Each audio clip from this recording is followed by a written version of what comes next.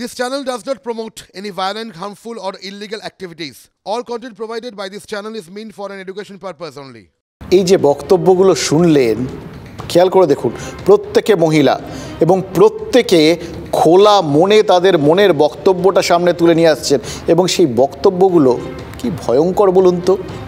যখন তখন আসতো, যাকে খুশি তুলে নিয়ে যেত, মানে গোটা ব্যাপারটা কি মুক্তাঞ্চল, তাদের নিজেদের আইন শৃঙ্খলাই সেখানে শেষ কথা, উত্তম সর্দাররাই সেখানে শেষ কথা।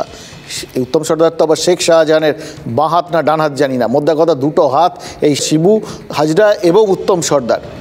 মানে এই ত্রয়োস্পর্শ যুগে যা খুশি তাই হতো। আমাদের চেনা আইন শৃঙ্খলা, আমাদের চেনা পুলিশ প্রশাসন, তাদের কোনো ভূমিকা ওখানে থাকতো না।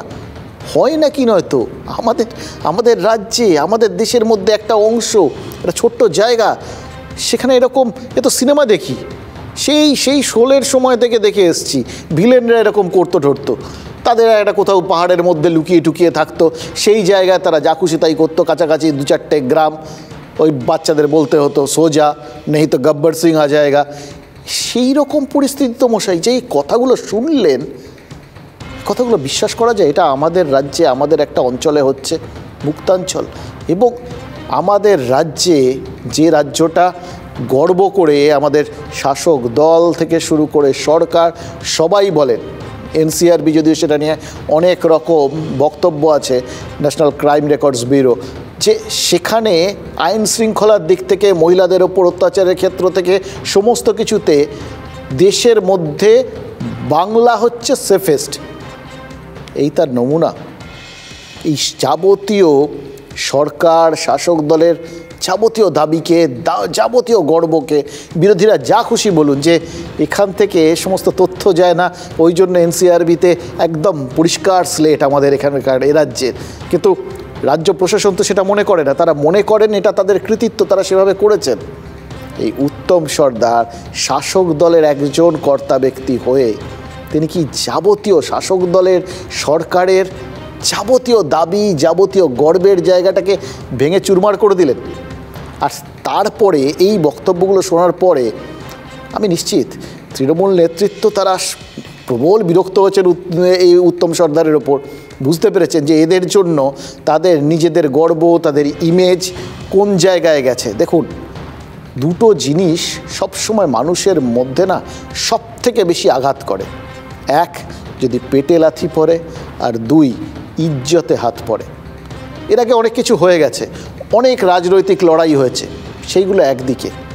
কিন্তু সাম্প্রতিককালে যখন এই বিভিন্ন এই চাকরির মতো দুর্নীতি, বাকি দুর্নীতিগুলোতেও দেখুন মানুষ ততটা বেশি উদ্বেল হয়নি যতটা এই চাকরির দুর্নীতিতে হয়েছিল। অর্থাৎ এক্ষেত্রে মানুষের পেটে লাথ পড়েছিল। এখানেও তো এক একজনের ভিটে মাটি, বাড়ি, চাষের জমি সব চলে গেছে।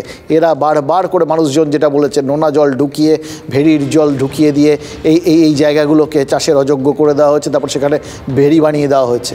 অর্থাৎ পেটে লাথি পড়েছে, আর একই সঙ্গে ইজ্জতে হাত পড়েছে। নইলে আমাদের ঘরের মা বোনেরা যে জিনিসগুলো বলতে সব থেকে বেশি কুণ্ঠা বোধ করেন, সেগুলো আজকে বিভিন্ন মিডিয়ার সামনে গলা উঁচিয়ে বলছেন। কোথাও গিয়ে তাদের যাবতীয় মানে কি বলবো, মানসিক শৃঙ্খলা, মানসিক সংযম, মানসিক ভয়, দ্বিধা, দ্বন্দ্ব সব কেটে গেছে। আর তাদের খাড়ানোর কিছু নেই, তারা মনে করেছেন। শুধু বুঝেছেন এখন যদি গোটা বিষয়টা তারা তুলে না ধরেন, ভবিষ্যতে পরের পর বাড়িতে একই জিনিস হবে এবং এরা এরকমভাবেই এই জায়গাটাকে মুক্তাঞ্চল বানিয়ে রাখবে। একটা সুযোগ পেয়েছেন তারা গোটা বিষয়টাকে সবার সামনে সর্বসমক্ষে তুলে ধরেছেন বলেই তৃণমূল কিন্তু বুঝতে পেরেছে যে গোটা জায়গাটায় মানুষজনের কাছে তাদের ইমেজটা কীরকম হচ্ছে। সেই জন্যই তারা কিন্তু একে সাসপেন্ড করেছেন। তাতেও যে মানুষজন খুব একটা আশ্বস্ত হচ্ছেন না, তারা যে মনে করছেন ফের এসে ঘুরে টুরে দলের মধ্যে ঢুকে পড়বে, সেটা তো দেখলেন। তাহলে কি এবার তৃণমূল চাইবে যে উত্তম সর্দারের মতো নেতাদের হাত থেকে সন্দেশখালির আইন শৃঙ্খলাটা এবার পুলিশ প্রশাসন হাতে তুলে নিক, তারা তাদের মতো করে আইনের পথে চলুক?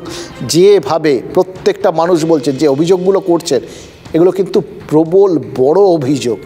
এই অভিযোগগুলোর দলীয় স্তরে তদন্ত হয়ে যে ব্যবস্থা নেওয়া হয়েছে, ঠিক সেইভাবেই আইনিভাবে ব্যবস্থা নিয়ে পদক্ষেপ নেওয়ার যোগ্য। মানুষের সম্মান, মা বোনেদের সম্ভ্রম, এগুলো নিয়ে কোথাও না কম্প্রোমাইজ করা যায় না। মমতা বন্দ্যোপাধ্যায় বা অভিষেক বন্দ্যোপাধ্যায় তারা নিশ্চয়ই চাইবেন না যে উত্তম সর্দারের মতো কিছু লোকের জন্য, এখন তো আর নেতা নন তাই নেতা কথাটা বললাম না, এই লোকসভা ভোটের আগে দলের ভাবমূর্তির কোনো ক্ষতি হোক। দেখুন, তৃণমূল নেত্রী, তৃণমূলের সাধারণ সম্পাদক দুজনেই কিন্তু খুব ইমেজ সচেতন।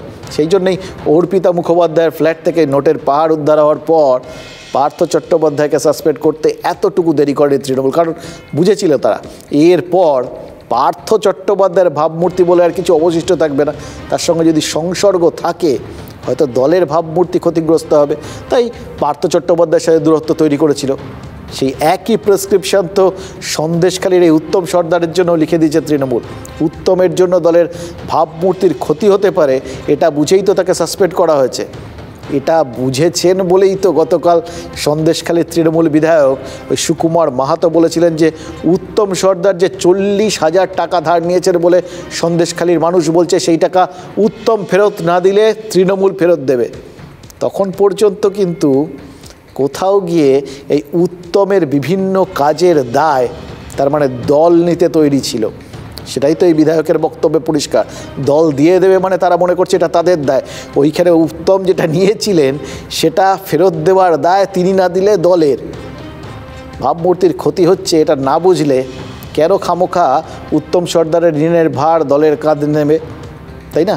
কিন্তু এবার যে জায়গাটায় গোটা বিষয়টা পৌঁছলো, সুকুমার মাহাতো বলেছেন দলের ভাবমূর্তি যে নষ্ট করবে তার বিরুদ্ধে ব্যবস্থা নেওয়া হবে, কিন্তু তার আগে যেটা বলেছিলেন তার মানে কোথাও গিয়ে এই যার অভিযোগগুলো উঠছে, যে অভিযোগগুলো এখন সামনে রয়েছে, যেগুলোকে ঘিরে সন্দেশখালী উদ্বেল, সেই অভিযোগগুলোর দায় দল কিন্তু আর নিতে রাজি নয়, এটা বোঝা যাচ্ছে।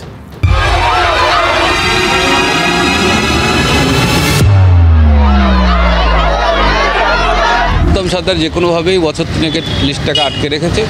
আমরা সেটা দলের থেকে বলেছি, দলের ভাবমূর্তি নষ্ট হবে, এমন কাজ করা যাবে না, সেটা বলে দিয়েছি। তাহলে কি এই টাকা কি দল থেকে দেওয়া হবে না? দল থেকে বলতে আমরা, ওরা যদি আমাদের কাছে আসে 2-1 দিনের মধ্যেই আসে, তাহলে আমরা টোটাল লিস্ট টাকাটাই দেওয়ার ব্যবস্থা করব।